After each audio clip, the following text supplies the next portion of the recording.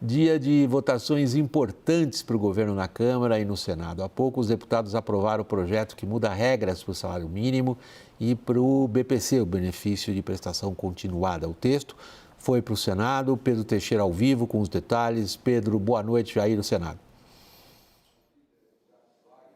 Oi, William, boa noite para você e a todos que nos acompanham aqui na CNN. A Câmara dos Deputados concluiu nesta quinta-feira a votação dos 3 projetos apresentados pelo governo que fazem parte do pacote de corte de gastos. Um deles, inclusive, já foi analisado aqui no Senado Federal. É um trecho que limita os gastos públicos em caso de déficit. É um projeto de lei complementar.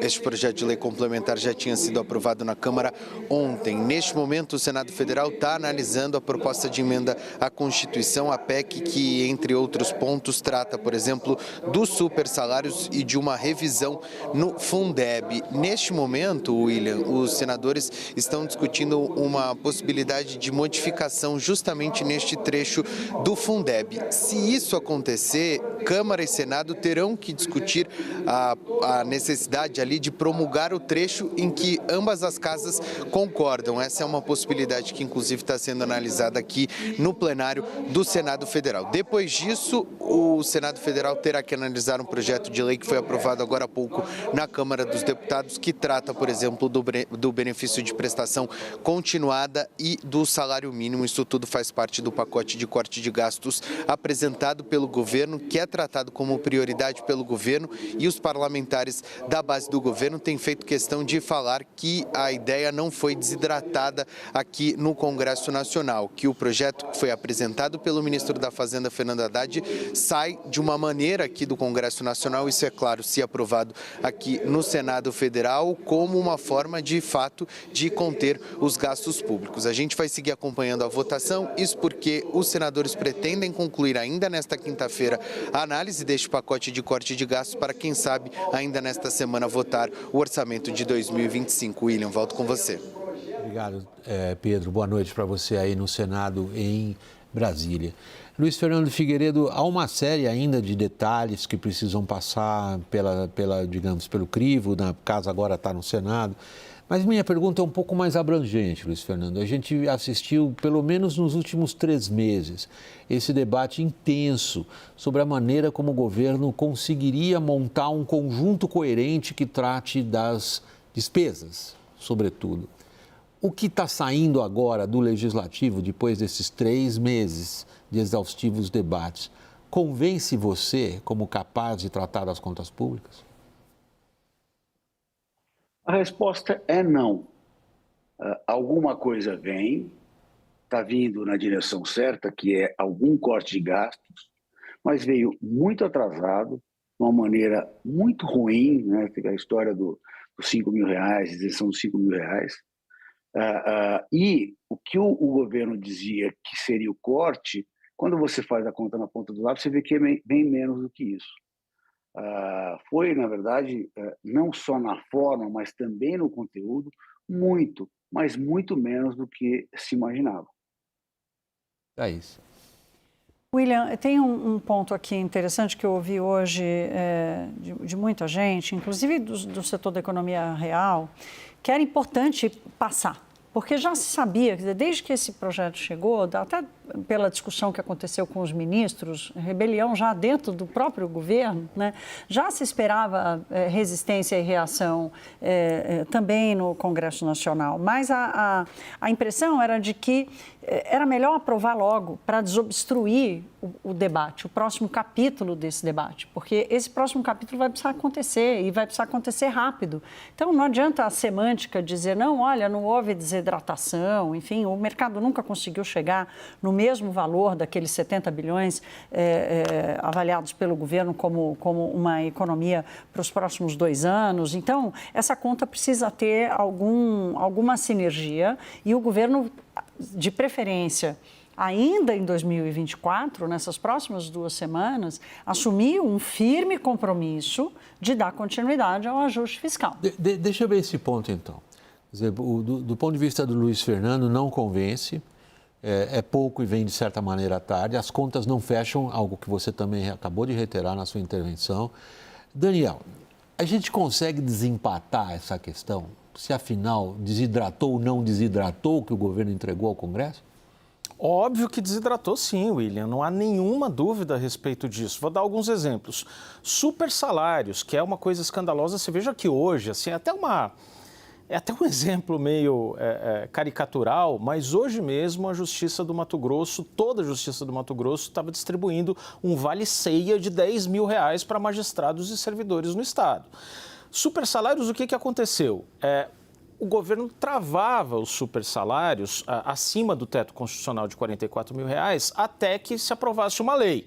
Enquanto isso, não podia dar verba indenizatória. A coisa se inverteu, você constitucionalizou, na verdade, os supersalários até que uma lei, que sabe-se lá quando vai passar, finalmente limite. Mas, por enquanto, os supersalários estão absolutamente válidos, constitucionalizados. Tem um fundo constitucional que banca as despesas do Distrito Federal. A regra de correção ia passar de receita corrente líquida para IPCA.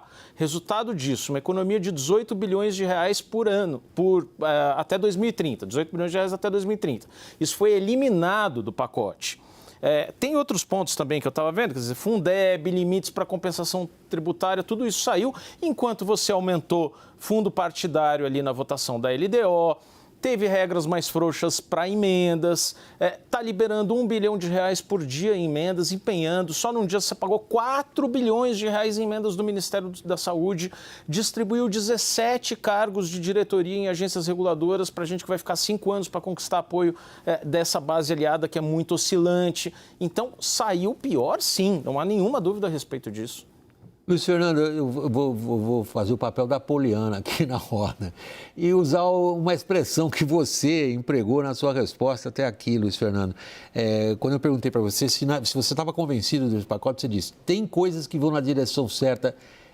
Tem? Quais seriam? Tem, porque, assim, vamos lá. O que todos estão vendo claramente, e isso é mercado e todos os agentes econômicos, é que as condições que o Brasil enfrenta pioraram muito, tanto que o Banco Central está precisando subir muito mais a taxa de juros. Nós temos já uma dívida grande, crescente, com um juro mais alto, ela vai crescer mais rapidamente. A resposta natural para essa situação, que é uma situação mais adversa, porque o Banco Central não está subindo porque ele quer, está subindo porque a economia está muito forte e tem muita inflação. A inflação está vindo. A resposta natural é ter mais ajuste fiscal para até o Banco Central não precisar subir tanto. Só que não está claro que o governo está convencido disso, né? E assim mais, quer dizer, a narrativa do próprio presidente no domingo passado foi péssima nessa direção. Então, tá bom, fez um ajuste assim bem a contragosto. Foi bem menor do que se esperava. Deixou para o último minuto para não conseguiu negociar com o Congresso para que não fosse desidratado. É muito difícil ter confiança no que aconteceu.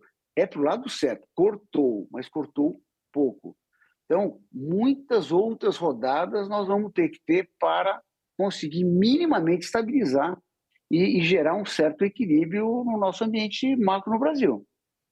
Muitas outras rodadas, Luiz Fernando, é assumir que o governo venha, eventualmente, em muitas outras rodadas, a colocar na mesa aquilo que você descreve como o que os agentes econômicos esperam, para que eles recuperem confiança na política econômica. Aí eu vou passar direto para o nosso repórter político, Daniel. Pode-se esperar muitas outras rodadas nas quais o governo venha com medidas mais efetivas de corte de gastos? Eu estou fazendo a pergunta sabendo que eu mesmo respondo não, mas eu queria ver você, Daniel, que está sentado aí em Brasília de noite. Não é difícil, é preciso reforçar na ênfase e elaborar um pouco, mas a resposta é fácil. Um governo, dificilmente se aproximando do período eleitoral, e a gente está entrando na segunda metade do governo, e todo mundo está de olho no que vai ser a eleição de 2026, inclusive o próprio Congresso, diminuir muito o apetite para tomar qualquer medida de austeridade. Isso é um clássico da política em qualquer país do mundo. Mas tem alguns elementos que também vão, quer dizer, nem a comunicação está muito clara. Veja, William, que no mesmo dia a gente teve ali praticamente a despedida de Roberto Campos Neto do Banco Central, em termos de uma declaração pública, uma entrevista coletiva ali com jornalistas, em que ele manteve o tipo de declaração, o tipo de discurso que ele já vinha fazendo, mas Galípolo fez todos os sinais, fez todos os acenos de que ele está empenhado em criar pontes com investidores, com o mercado, de que ele não vai partir para o embate. Ele deu esses sinais. Ao mesmo tempo, olha o que tem sido essa semana, apesar da reação tão ruim dos mercados. Lula, no domingo, deu uma entrevista no Fantástico, que foi muito comentada, em que ele diz expressamente que o Brasil não tem problema fiscal, o problema é juro. Aí hoje você tem a presidente do PT fazendo um discurso na Câmara dos Deputados, culpando o governo passado pelo déficit, dizendo que esse governo está fazendo uma transformação, uma virada fiscal muito importante. E você tem o próximo presidente do PT, ao que tudo indica, que é Dinho Silva, dizendo claramente que, olha, é um processo, que nós estamos caminhando bem, que a gente tem que olhar o filme e não a fotografia, e o processo vai bem. Ora, o filme disso, olha, a IFE hoje do Senado soltou um relatório, a IFE não é Faria Lima, a IFE está aqui do lado do Senado. Né? Traduza para a nossa audiência, você está usando o jargão de Brasília. Desculpa, a IFE é a Instituição Fiscal Independente, que é um braço independente, como o nome já diz, do Senado, mas vinculado ao Senado, está aqui com especialistas em contas públicas, que não é gente do mercado financeiro, é gente muito séria que está ali estudando com autonomia, com independência, e apontou o seguinte: ano que vem, déficit de quase 60 bilhões de reais. Até 2030, se nada acontecer, se tudo seguir o status quo, em 2030 a dívida passa de 100% do PIB. Então, o filme não é bom, é o contrário do que disse o futuro presidente do PT. Então, olha aí, vou colocar o Luiz Fernando agora de novo na conversa, Luiz Fernando, porque não foi à toa que a gente percorreu esse caminho. O que a gente fez na nossa conversa até agora? Nós colocamos os dados que estão na mesa. É com eles que a gente vai trabalhar a partir de agora. Nós sabemos o que o Congresso aprovou em termos de medidas propostas pelo governo de contenção das despesas públicas. Nós sabemos o que o novo presidente do Banco Central diz em relação ao problema que ele vai enfrentar. Ele desmente a versão do governo a respeito de ataque especulativo. E nós sabemos que temos a inflação chegando. E sabemos que vamos enfrentar um cenário de juros altos sufocante. Então, a pergunta que está para nós na frente agora é a seguinte, Luiz Fernando. Sabemos que é assim que nós vamos os próximos 2 anos. Não vai ter outros programas de eventuais cortes de despesas como os agentes econômicos esperavam que acontecesse. E aí? Como é que vai ficar? Vamos lá. Me permitam discordar. À vontade. Enfim, eu estou no mercado há um pouco mais de 40 anos. Em todas as situações em que o ambiente se torna um ambiente de crise, há uma resposta. Às vezes ela é acanhada, às vezes tem situações que o governante dobra a aposta, que não é o nosso caso. O nosso caso é que fez muito tarde, muito pouco. Mas toda a situação de crise, ela acaba tendo uma reação. Então, a gente está numa situação clássica que começa assim, a crise começa, primeiro o governo é um denial, dizendo não tem crise, segundo momento ele acha um inimigo, no terceiro momento ele começa a olhar de verdade para o problema, e daí vem a solução um pouco à frente. É, assim, livro-texto de crise econômica. Não tem nada diferente. O ajuste que nós tivemos e que o governo anunciou, a gente não estava numa situação de crise. Era uma situação que estava todo mundo ficando apreensivo, olha, está precisando mais. O que nós estamos vivendo hoje já é uma situação completamente de crise. O Banco Central ele teve que vender uma montanha de dólares. Eu não lembro na nossa história de ter vendido tantos dólares em tão pouco tempo. Não, é recorde histórico, você tem razão.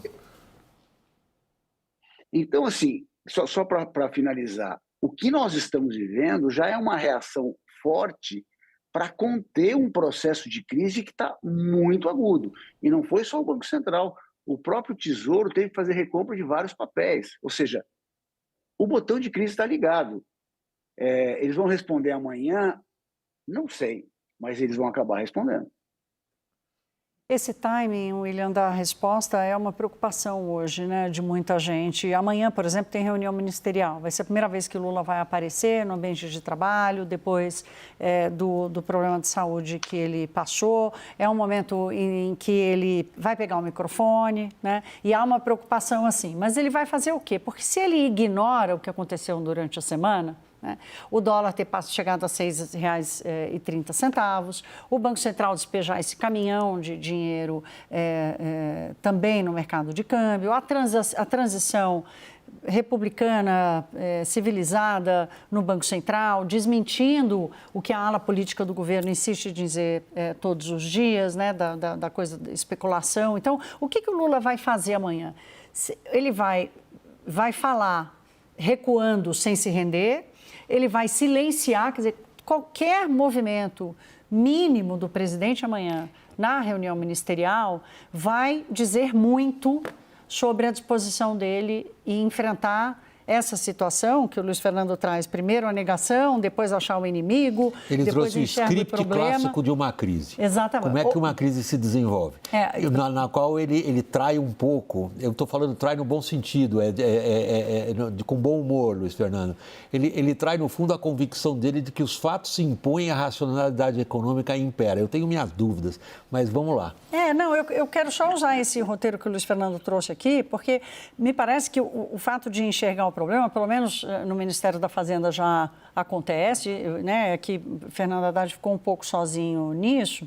E a grande dúvida é qual é o timing, porque o timing da discussão do pacote fiscal que foi aprovado hoje foi tão ruim, será que eles vão repetir o mesmo erro